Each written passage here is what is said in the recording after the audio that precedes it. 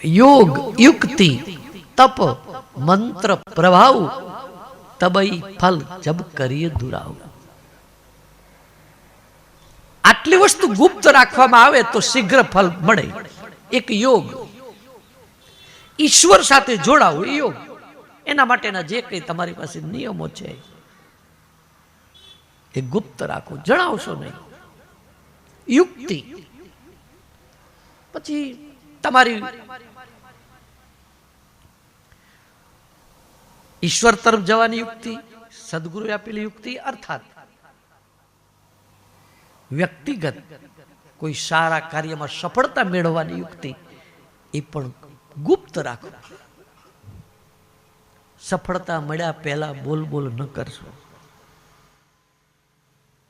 तप तप एटले आपणा त्यां तपनी घणी व्याख्या बधाए अलग अलग रीते करी। तपनो साचो अर्थ ए थाय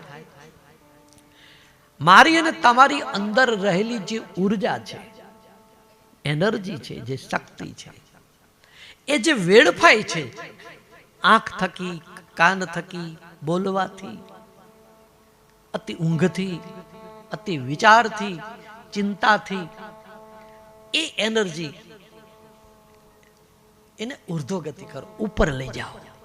એટલે આંખથી બહુ જોવાનું બંધ, ફોગટ બંધ। એમ જરૂર છે જોવું પડે, જરૂર છે એ સાંભળવું જ પડે, પણ નથી જરૂરનું તો કોઈનું કઈ સાંભળશો નહીં, ફોગટ વાતો નહીં કે બેસશો નહીં, ફોગટ બોલવું નહીં, ફોગટ વિચારવું નહીં।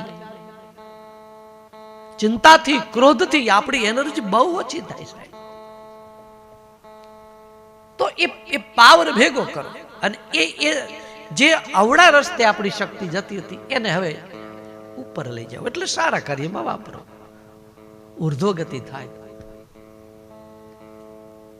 ए तप कहेवाय। आपेली शक्ति, परमात्माए आपेली शक्तिनो आपणे संग्रह कर्यो, ए तप। तप शब्द ने उल्टाओ तो पत थाय। मनुष्य शरीर प्राप्त करीने समजण में आव्या पछी पण माणस जो आवुं तप न करे तो एनुं पतन थाय छे।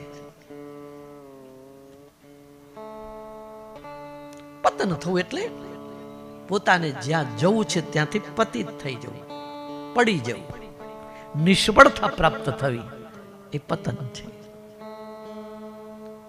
तो तप करो। तपनो एक अर्थ थाय बधी इंद्रियोने भक्तिना मार्गे वाळवो तो इंद्रियोनुं तप कहेवाय। आंखथी सद्गुरुना दर्शन, संतोना दर्शन, भगवाननी प्रतिमाना दर्शन ए आंखनुं तप छे। कानथी आवुं बधुं सांभळो तो ए कानथी थयेलुं तप छे। एनाथी ऊर्जा वधशे। मन शुभ चिंतन करे, अंदरथी बळ मळशे, परमात्मानी शक्ति मळशे, पावरफुल बनी जाय। मन जेटલું बने એટલું શાંત રહેવું જોઈએ। આપણે સંકલ્પ વિકલ્પના ટેવાયેલા છે, ભીડના ટેવાયેલા છે, એટલે તમે જો ઘણાને એકાંત ન ગમે। ક્યાંક એકાંત મળી જાય ને તો એકલો એકલો અંદરથી ભીડ ઊભી કરે, विचारों भीड़, व्यक्तिओं भीड़ अंदर थी। नहींतर एकांत साधना माटे छे, सारू विचारवा माटे छे। जेलोरोने एकांत ज मळ्युं होय छे, पण एमां कोईक निकळे एवो एकादो साधक बनी, नहींतर पागल जाजा थई जाय। कारण के अंदरथी एने भीड़ करी छे, माणसोनी, कल्पनाओनी, विचारोनी। बहु विचारो आवी सारू नहीं, शक्तिहीन थई जवाय। अने शक्तिहीन थई जाय, शारीरिक शक्ति तो जाय, अंदरनी शक्ति, मननी शक्ति घटे, एटले तमे धंधामां निष्फळ जाओ।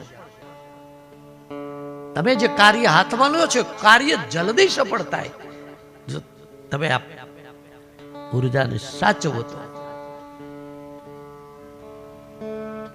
બસ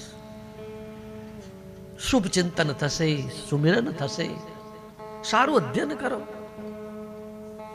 ઉર્જા વધશે. એટલે તપ પછી મંત્ર એને ગુપ્ત રાખો. કોઈને કહેશો નહીં હું આ મંત્રનો જપ કરું છું. અથવા તો એક અર્થ એવો થાય કે તમે જે જપ કરો છો બીજાને સંભળાવો ન જોઈએ.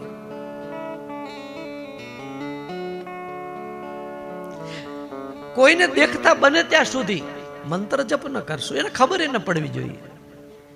હોઠ ફરકશે તો તમારા હોઠ સામું જોશે, તમે એને સામું જોશો, એટલે અંદરથી તમે આમ પેલા થઈ જશે.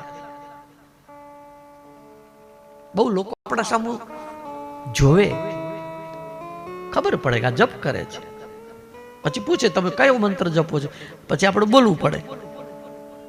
મંત્ર ગુપ્ત હોવો જોઈએ. પછી ભલે વાતમાં તો રામ રામ જ કરતા હોય,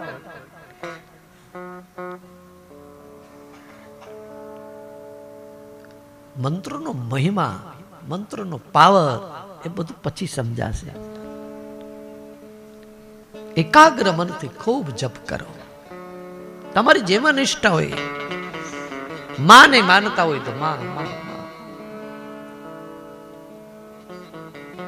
યા તો તમે જે નામ લેતા હોય કદાચ કોઈ દેવી શક્તિનું, યા તો રામ રામ, યા તો શિવ શિવ, જે કરો તે કોઈને જણાવશો નહીં. એટલે આપણા એક પ્રથા હતી વર્ષો પહેલા, સદગુરુ પાસે કોઈ જાય ને કંઠી બજાવે ને એટલે કાન ફૂંકતા.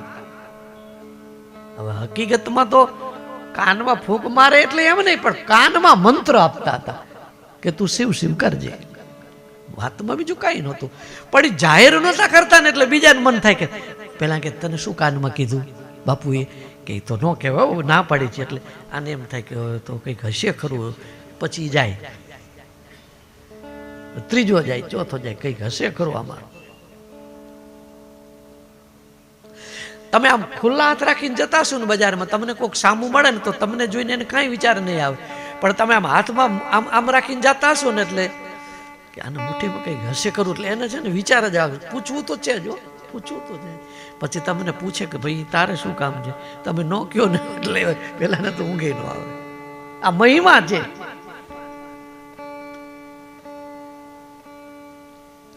મંત્ર ગુપ્ત રાખો.